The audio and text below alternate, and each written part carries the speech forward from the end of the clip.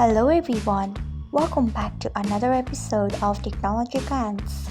Today in this video, I am going to guide you through how you can turn off email notification of audiobooks on Spotify. So let's get started. Firstly, open Spotify app in your device, then tap on your profile icon. Next, tap on settings and privacy. After that, tap on notifications, then tap on audiobooks. Next, you can see the option of email. Turn off it by tapping on it. So this is how you can turn off email notification of audiobooks on Spotify.